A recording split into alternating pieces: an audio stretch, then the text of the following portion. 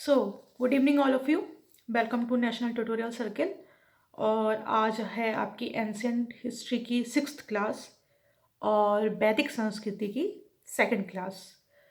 So friends, last class में जो पढ़ा था, आई होप आप लोगों को कुछ याद होगा, आप लोगों ने अच्छे से ऑब्जर्व किया होगा। अगर नहीं याद हो तो थोड़ा सा रिकैप लेते हैं उसका। हमने बात करी थी वैदिक संस्कृति के आगमन की। तो उसमें हमने कहा था कि आईबीसी मतलब इंडस वैली सिविलाइजेशन, सिंधु घाटी सभ्यता का जब पतन हुआ उसके बाद वैदिक संस्कृति का आगमन हुआ। वैदिक संस्कृति का मतलब बताया था। वैदिक संस्कृति मतलब वेदों में वर्णित संस्कृति। वेद शब्द बना है विद धातु से। विद मतलब ज्ञान या किसी के बारे में जानना, ज्ञान प्राप्त करना। इतना रिकैप काफ़ी है। बाकी क्लास अगर आपने ध्यान से नहीं देखी हो तो एक बार फिर से देखिएगा। और बार बार एक बात रिपीट करती हूँ कि जो भी मैं जिन बातों पे फोकस करती हूँ, मैं क्लास में बोलती हूँ कि ये इंपॉर्टेंट है या इन पे क्वेश्चन आ सकते हैं, उन चीज़ों को नोट डाउन करिएगा। तो टाइम को वेस्ट ना करते हुए आगे चलते हैं वैदिक संस्कृति पे। तो लास्ट क्लास में शायद हमने ये भी बात करी थी कि वैदिक संस्कृति को 2 भागों में बांटा गया है। पूर्व वैदिक काल, जिसे हम ऋग वैदिक काल भी बोलते हैं, और दूसरा है उत्तर वैदिक काल। पूर्व वैदिक काल और उत्तर वैदिक काल। तो पूर्व वैदिक काल का टाइम पीरियड जो है वो है 1500 से 1000 बीसी, 1500 से 1000 बीसी। और उत्तर वैदिक काल का टाइम पीरियड है 1000 से 600 बीसी। तो सबसे पहले आते हैं हम पूर्व वैदिक काल पे। पूर्व वैदिक काल को हम ऋग वैदिक काल भी बोलते हैं, ऋग वैदिक काल बोलते हैं। और इसके जो 4 साहित्य थे मैं पिछली क्लास में बता चुकी हूँ आपको, फिर से रिपीट नहीं करूंगी, आप उसको रिकॉल करने की कोशिश करिएगा। हमने 4 साहित्यों की बात करी थी, 4 वैदिक साहित्यों की। और वेदों को हम क्या बोलते हैं? अपौरुषेय। वेदों को कहा जाता है अपौरुषेय। अपौरुषेय का मतलब होता है कि जिसको किसी पुरुष ने नहीं लिखा। पुरुष से मतलब यहाँ किसी मेल से मतलब नहीं है, पुरुष से मतलब यहाँ किसी इंसान ने नहीं लिखा, यानी कि जो देवताओं के द्वारा लिखा गया है। तो इसलिए वेदों को बोलते हैं अपौरुषेय, क्योंकि ऐसा माना जाता है कि वेदों की रचना स्वयं ईश्वर ने की थी। जैसे मोहम्मडन्स में मानते हैं ना कि कुरान को किसी इंसान ने नहीं लिखा है, स्वयं ऊपर से उतरा हुआ मानते हैं, उसको एक पाक ग्रंथ मानते हैं। तो ऐसे ही वेदों को माना जाता है कि वेदों की रचना स्वयं ब्रह्मा जी ने की थी। तो ब्रह्मा जी कौन? ईश्वर, एक देवता है। तो किसी पुरुष ने नहीं की, इसलिए वेदों को बोला जाता है अपौरुषेय। वेदों को 4 वेद हैं हमारे। कितने वेद हैं? 4 वेद, जिसमें सबसे पहला है ऋग्वेद, दूसरा है सामवेद, तीसरा है यजुर्वेद और 4th है अथर्ववेद। इन चारों वेदों के बारे में एक एक करके हम डिटेल में चर्चा करेंगे। आगे की क्लासेस जो आएंगी हमारी, एक एक करके चर्चा करेंगे। इन 4 वेदों को मिला के संयुक्त रूप से हम इनको बोलते हैं संहिता। जैसे आजकल आप वर्ड सुनते हैं कि आचार संहिता, ये राजनीति का वर्ड होता है ना, आचार संहिता। संहिता का मतलब क्या होता है? संहिता का एक जनरल मतलब समझ लिए कि जिसमें कुछ कोड ऑफ कंडक्ट्स दिए हुए हैं, कुछ रूल्स एंड रेगुलेशंस दिए हुए हैं लाइफ को जीने के, कि किस तरह से लाइफ को जीना है, लाइफ में क्या क्या रूल्स अपनाने हैं। तो उन रूल्स का, उन कोड ऑफ कंडक्ट्स का एक संकलन जो चारों वेदों को मिला के कहलाता है, उसको बोलते हैं संहिता।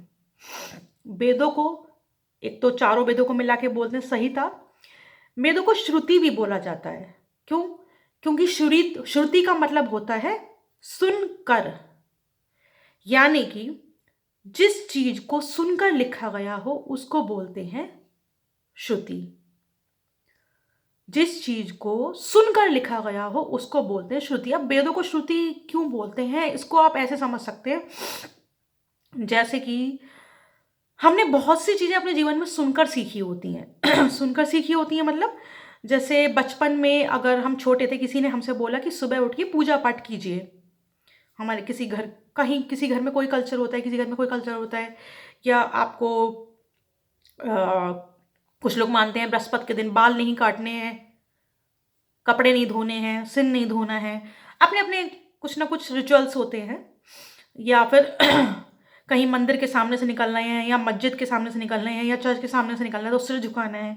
तो ये कहीं क्या हमने कहीं बचपन में लिखा हुआ पढ़ा था? नहीं ना। चूंकि हमारे बड़ों ने बताया, हमने सुना और वो हमारी जिंदगी का एक रूल बन गया। तो जिसको सुनकर हमने सीखा वो क्या कहलाती है चीज? श्रुति। इसलिए वेदों को भी श्रुति माना जाता है कि सुनकर उनको लिखा गया। और ऐसा माना जाता है कि वेदों का संकलन वेद व्यास जी ने किया। किसने किया? वेद व्यास जी ने। संकलन बोले तो मतलब पूरा कंपाइलेशन जिसे बोलते हैं। तो माना जाता है कि वेदों का कंपाइलेशन किसने किया? वेद व्यास जी ने। सबसे पहला जो हमारा है ऋग्वेद, और सबसे महत्वपूर्ण जो वेद है और सबसे प्राचीनतम वेद भी है, उसी के नाम पे पूर्व वैदिक काल का नाम भी है ऋग्वैदिक काल। तो ऋग्वेद में देवी देवताओं की पूजा के मंत्र दिए गए हैं। मंत्र देखो, ऋग जो शब्द होता है ना, ऋग्वेद, अगर शब्द को अलग करें ऋग और वेद, तो ऋग का मतलब ही होता है छंद या श्लोक या मंत्र। तो इसी से आप कनेक्ट कर सकते हैं कि ऋग्वेद वो वेद है जिसमें देवी देवताओं की पूजा के मंत्र दिए गए हैं या श्लोक दिए गए हैं।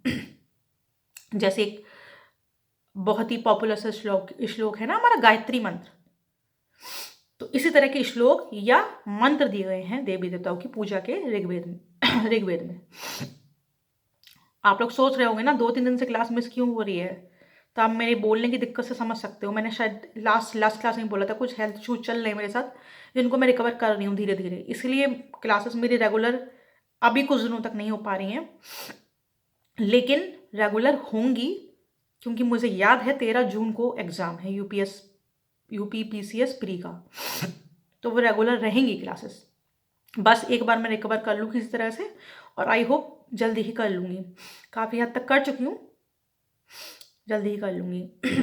आप लोग सोच रहे होंगे ना कि ये मैम रुक रुक के क्यों बोल रही है, इसलिए मैंने आपको बताना ज़रूरी समझा कि इसीलिए मेरी 2-3 दिन बीच में क्लास गैप भी हो रही है, लेकिन ये ज़्यादा नहीं चलेगा, क्योंकि मैंने अपनी रिस्पॉन्सिबिलिटी पे चैनल शुरू किया है, तो ये मेरी रिस्पॉन्सिबिलिटी है कि आप तक डेली अपनी क्लास पहुंचानी है, क्योंकि हमें तब तक सब कुछ पूरा कवर भी करना है एग्जाम से आने पहले तक। स्पेशली करंट अफेयर्स पे तो बहुत ज़्यादा फोकस करना है, ये मैंने अपनी शुरुआती क्लास में बताया था। इसीलिए उसकी क्लास अभी नहीं ले रही हूँ, क्योंकि अभी मेरी क्लास 1-2 दिन छूट के आनी है, और करंट अफेयर्स की क्लास मैं तभी लेना शुरू करूँगी, आई होप 15 फरवरी के बाद मेरी रेगुलर क्लासेस आने लग जाएंगी, तो उनको तभी लेना शुरू करूँगी जब वो कंटिन्यू चलेंगी, रेगुलर चलेंगी। बस इतनी बात काफ़ी है, आगे बढ़ते हैं। तो ऋग्वेद की बात कर रहे थे। ऋग्वेद में क्या दिए गए हैं? देवी देवताओं के पूजा के मंत्र दिए गए हैं, श्लोक दिए गए हैं, छंद दिए गए हैं, चरण दिए गए हैं, मतलब कुछ भी बोल सकते हैं। और इसमें 10 मंडल हैं। 10 मंडल बोल सकते हैं, या फिर 10 भाग कह लीजिए, या 10 लेसन्स कह लीजिए, चैप्टर्स कह लीजिए, वो हैं। 10 मंडल हैं, उसमें 1028 सूक्त हैं। क्या है? 1028 सूक्त हैं, और हर सूक्त में आपको श्लोक मिलेगा। कितने श्लोक हैं? 1462 मंत्र या श्लोक, चाहे आप श्लोक कह लो चाहे मंत्र कह लो, एक ही बात है। 1462 श्लोक हैं। और ये जो 10 मंडल हैं, ये 10 के 10 एक ही टाइम पीरियड के नहीं है कि 10 के 10 एक साथ बन गए। इसमें क्या है कि जो 2 से लेकर 7 तक मंडल हैं, वो सबसे पुराने माने जाते हैं। 2 से 7 तक के मंडल सबसे पुराने माने जाते हैं, और उनको हम जॉइंट रूप से, या फिर जैसे वेदों को मैंने बोला ना, चारों वेदों को मिलाकर बोलते हैं संहिता, ऐसे इन 2 से लेकर 7 मंडलों को मिलाकर बोलते हैं वंश मंडल, जो सबसे पुराने मंडल हैं। और ऐसा माना जाता है कि इन 10 मंडलों में पहला मंडल और आखिरी 10वां मंडल बाद में जोड़ा गया है। ऐसा मान लीजिए कि NCERT की कोई बुक चल रही है, आप पढ़ रहे हो, उसमें पहले 7 चैप्टर हुआ करते थे, ठीक है। अब कोर्स चेंज हुआ, तो उसमें पहला चैप्टर एक नया और जोड़ दिया, और आखिर में एक चैप्टर और जोड़ दिया। समझ रहे हो ना? मतलब 8 चैप्टर पहले से चला करते थे, एक चैप्टर पहले का एक और जोड़ दिया नया, और एक आखिरी में चैप्टर और जोड़ दिया। कोर्स बदलने के हिसाब से, तो वो आपके टोटल 10 चैप्टर हो गए। इसी तरह से 2 से 7 तक इसमें पुराने माने जाते हैं, सबसे पुराने। 8वां भी है पर वो इतना इंपॉर्टेंट नहीं है, और पहला और आखिरी 10वां मंडल बाद में जोड़ा गया, यानी कि वो नए मंडल है। अच्छा, इसमें एक बात रह गई, जैसे मैंने बोला कि चारों वेदों को मिला के संहिता कहते हैं, इसी तरह से जो शुरू के 3 वेद हैं हमारे, कौन कौन से? ऋग्वेद, सामवेद और यजुर्वेद। उन तीनों वेदों को मिला के हम बोलते हैं वेद त्रयी। त्रयी का मतलब क्या होता है? 3। तो उन 3 वेदों को मिला के क्या बोलते हैं? वेद त्रयी। Excuse me.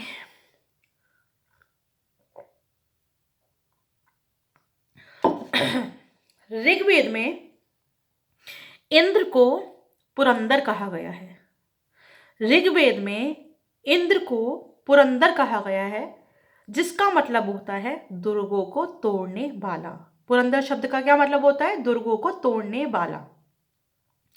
अब चूंकि ये 7, जो 2 से लेकर 7 मंडल तक में जो वंश मंडल हैं पुराने वाले 2 से 7 तक, ये बहुत इंपॉर्टेंट हैं।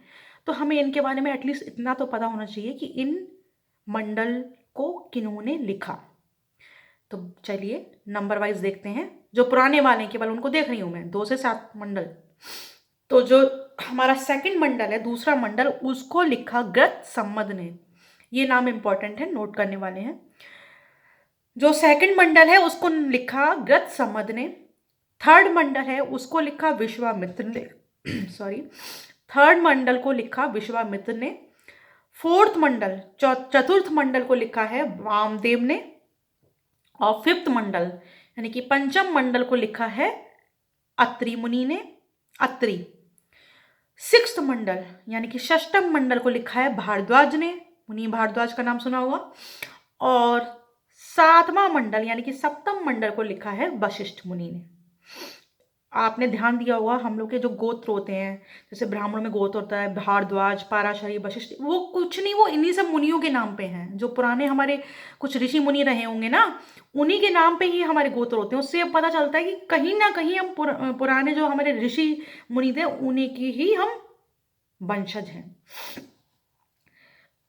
थर्ड मंडल में, अब मैं ये तो मैंने बता दिया सेकंड से लेकर 7वें मंडल तक किसने लिखा। अब कुछ मंडलों की कुछ इंपॉर्टेंट बातें हैं। यहाँ पे सारे मंडलों की बात नहीं करेंगे, जो इंपॉर्टेंट हैं, जिन पे क्वेश्चन आते हैं, तो ध्यान से सुनिए। मैं बात कर रही हूँ थर्ड मंडल की, तृतीय मंडल की। तृतीय मंडल में गायत्री मंत्र का उल्लेख मिलता है। तृतीय मंडल में गायत्री, त्रि, याद रखने की ट्रिक बता रही हूँ, त्रि मतलब तीसरा।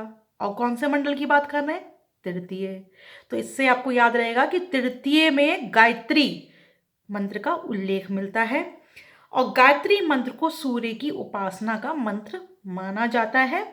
और ऐसा भी माना जाता है कि इस मंत्र को लिखा गया लोगों को आर्य बनाने के लिए। आर्य मतलब, आर्य का मतलब बताया था मैंने, श्रेष्ठ बनाने के लिए। अब बात करते हैं फोर्थ मंडल की, यानी कि चतुर्थ मंडल की। चतुर्थ मंडल में कृषि संबंधी प्रक्रियाओं का उल्लेख मिलता है कि किस तरह से कृषि की जानी है, या कृषि के क्या क्या तरीके होते हैं। उन कृषि से रिलेटेड जितनी भी प्रक्रियाएं होती हैं उनका उल्लेख मिलता है किसमें? चतुर्थ मंडल में, यानी कि फोर्थ मंडल में। एंड जो हमारा सप्तम मंडल है, 7वें मंडल, इसमें बहुत इंपॉर्टेंट चीजें हैं, इसकी पूरी कहानी है। इसमें मिलता है दशराज युद्ध का उल्लेख। अब इस कहानी को जरा ध्यान से सुनिएगा। दशराज वर्ड से ही पता चल रहा है, दश राज यानी कि 10 राजा। तो हुआ क्या था, 2 कबीले थे। एक भरत लोगों का कबीला, भरत कबीला, यहाँ भरत किसी इंडिविजुअल का नाम नहीं कह रही हूं मैं, कबीले का नाम कह रही हूं। और एक 10 राजाओं का कबीला। तो ये भरत कबीले और 10 राजाओं के कबीले के बीच में युद्ध हुआ। इनके बीच क्या हुई? लड़ाई हुई। भरत कबीले के जो राजा थे वो थे सुदास। और जो बाकी दूसरा कबीला था, 10 राजाओं का कबीला, तो उन 10 राजाओं में 5 आर्य थे और 5 अनार्य थे। आर्य अनार्य मैं पहले ही बता चुकी हूँ, रिपीट करने की जरूरत है नहीं। अगर नहीं सुनाओ ध्यान से तो लास्ट क्लास सुनिएगा। तो उसमें 5 आर्य राजा थे, 5 अनार्य राजा थे। वेल, ये भरत और 10 राजाओं के बीच जो युद्ध हुआ, भरत कबीले और 10 राजाओं के बीच जो युद्ध हुआ, कौन सी नदी के तट पे हुआ? देखिए यहाँ से क्वेश्चन बन रहे हैं, क्वेश्चन आ सकता है कौन सी नदी तट पे हुआ, वो हुआ परुष्णी नदी के तट पे। एक और इंपॉर्टेंट क्वेश्चन आ रहा है इसमें, परुष्णी नदी कौन सी है जिसको आज हम रावी नदी के नाम से जानते हैं, वही उस समय परुष्णी नदी के नाम से जानी जाती थी। तो अब जब ये लड़ाई हुई तो उसमें क्या हुआ कि भरत जो कबीला था वो जीत गया और 10 राजाओं वाला कबीला हार गया। और 10 राजाओं में सबसे महान कौन थे उस समय जो पराजित हुए थे, उनमें सबसे महान थे पुरु। पुरु। तो ये थी कहानी इस दशराज युद्ध की। और बाद में आगे चल के ये भरत और पुरु लोगों में हो गई दोस्ती और उसी से एक नए कुल का जन्म हुआ जिसको हम कुरुकुल से जानते हैं। कुरु, जिसमें महाभारत में जो कुरुकुल आता है ना, वो। तो ये थी हमारी दशराज युद्ध की कहानी जो किसमें मिलती, सप्तम मंडल में। इसमें एक और इंपॉर्टेंट पॉइंट इसमें क्वेश्चन आ सकता है, भरत कबीलों के उस समय देखिए ऋग्वैदिक काल में पुरोहित हुआ करते थे और उनमें 2 बहुत महत्वपूर्ण पुरोहित माने जाते थे, एक वशिष्ठ और एक विश्वामित्र। तो वशिष्ठ जो थे वो भरत कबीले के पुरोहित थे और जो विश्वामित्र थे वो 10 राजाओं वाले कबीले के पुरोहित थे। 9th मंडल जो है हमारा, नवम मंडल, वो सोम देवता को समर्पित है। किसको समर्पित है, सोम देवता। और जो हमारा आखिरी मंडल है, दशम मंडल या 10th मंडल, उसमें चारों वर्णों का उल्लेख किया गया है। चारों वर्ण कौन से, हिंदू धर्म के जो 4 वर्ण होते हैं, ब्राह्मण, क्षत्रिय, वैश्य और शूद्र। अब इन वर्णों की भी कथा जरा, बहुत लंबी कथा नहीं है, मतलब थोड़ा सा उनका मतलब सुनिए। असल में ये 4 वर्ण उस ऋग्वैदिक काल में जिनका वर्णन किया गया है दशम मंडल में, वो 4 वर्ण किस आधार पे बनाए गए थे, असल में वो कार्य के आधार पे बनाए गए थे। कार्य के आधार पे बोले तो जैसे कोई पठन पाठन का काम कर रहा है तो वो कौन कहलाएगा, ब्राह्मण। जनता की रक्षा का काम कर रहा है, युद्ध का जो कार्य करता है वो कहलाएगा क्षत्रिय। व्यापार आदि का जो कार्य कर रहा है वो वैश्य। और इसके अलावा जो भी लोग छोटे मोटे कार्य करते हैं वो हुए शूद्र। तो एक कार्यों के आधार में वर्णों का विभाजन हुआ था, लेकिन आगे जाके समाज ऐसा बनता चला गया कि जाति प्रथा में बढ़ता चला गया और उसको हमने कार्यों के आधार पर ना बांट के जातियों के आधार पर बांट दिया। मतलब वैश्य का बच्चा अगर व्यापार नहीं कर रहा है तब भी, क्योंकि वो वैश्य वर्ण में पैदा हुआ है, उसके वंशज वैश्य थे, तो हमने उसको वैश्य मान लिया। ब्राह्मण का बच्चा अगर पठन पाठन नहीं भी कर रहा है, वो भले ही व्यापार कर रहा है, वैश्य वाला काम कर रहा है, लेकिन वो ब्राह्मण, चूंकि उसके पूर्वज ब्राह्मण थे तो हमने उसको ब्राह्मण मान लिया। ये एक जाति प्रथा शुरू हो गई जो कि जिसका आधार ये नहीं था। आधार क्या था वर्णों का, कार्य के आधार पर बांटे जाते थे। मेन आधार वो था जो अब नहीं है। मतलब कहते हैं ना, समय के साथ साथ हर चीज का रूप बदल जाता है, मतलब जो मूल भावना होती है वो कहीं ना कहीं चली जाती है। ये थे हमारे 10 मंडल। अब हम बात करते हैं ऋग्वैदिक काल या पूर्व वैदिक काल की कुछ विदुषी महिलाओं की। जैसे आज के टाइम में भी कुछ ना कुछ विदुषी महिलाएं होती हैं, कुछ होशियार महिलाएं अपने अपने क्षेत्र में, जैसे कल्पना चावला का नाम ले लीजिए आप, या फिर मदर टेरेसा, सुषमा स्वराज, अपने अपने क्षेत्र की जो स्कॉलर्स होती हैं, विद्वान होती हैं। तो ऐसे ही ऋग्वैदिक काल या पूर्व वैदिक काल की कुछ विदुषी महिलाएं थी, तो उनके नाम हम सुन लेते हैं। तो पहली थी घोषा, क्या नाम था, घोषा। दूसरी थी अपाला। तीसरी थी विश्वासरा। फोर्थ थी बिंबा।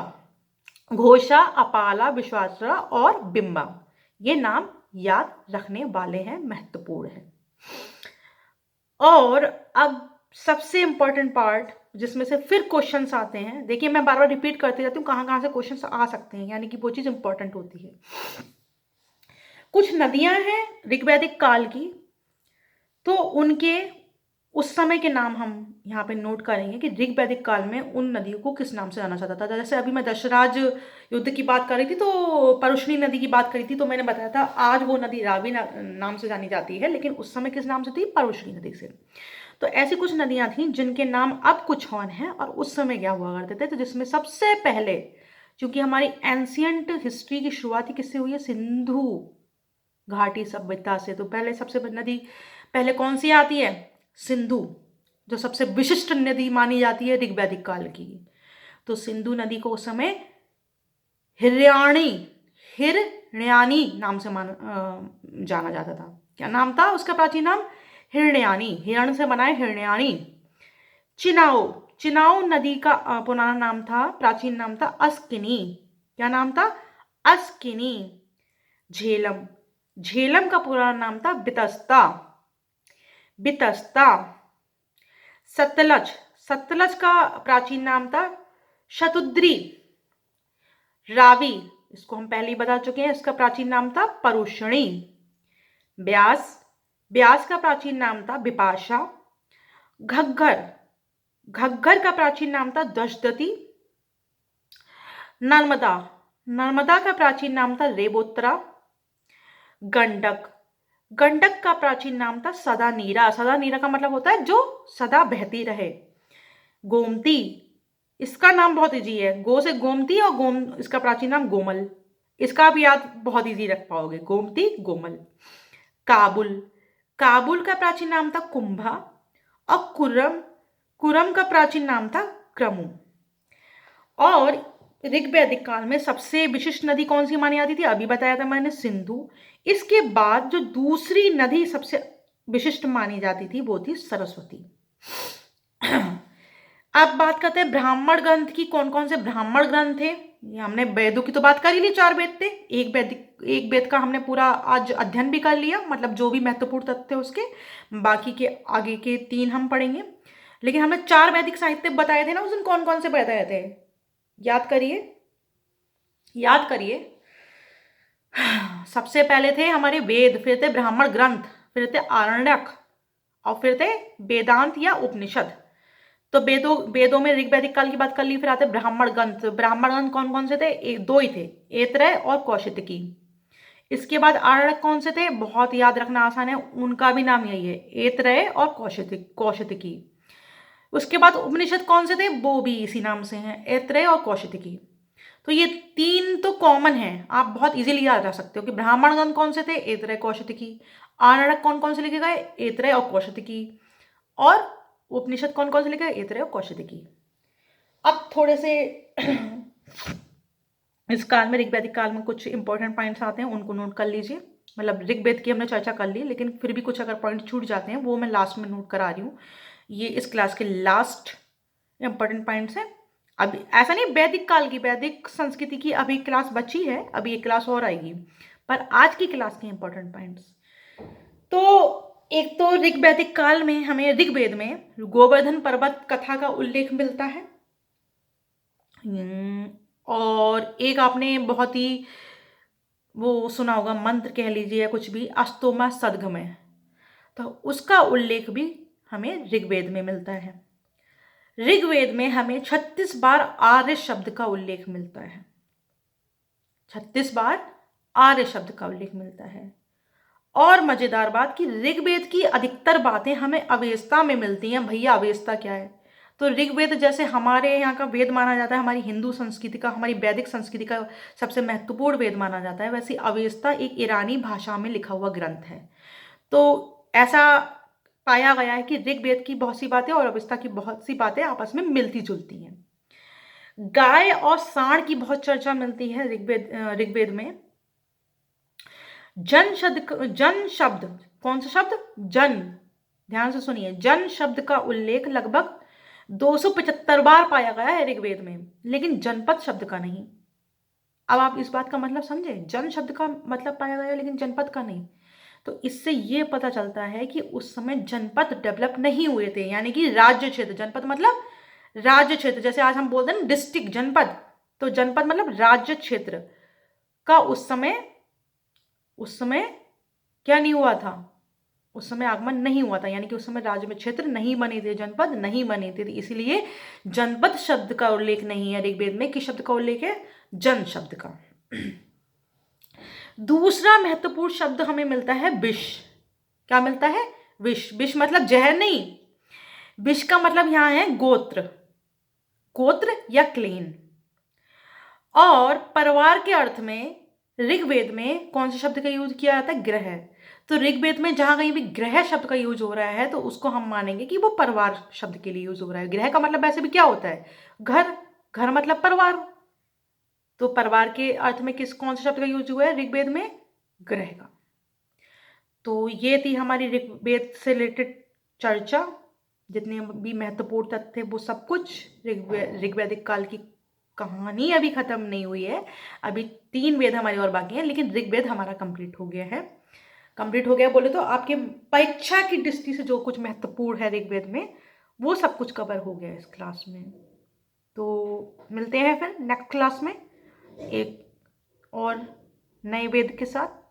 तब तक के लिए अच्छे से पढ़िए, खुश रहिए, मस्त रहिए और ज्ञान को बांटिए।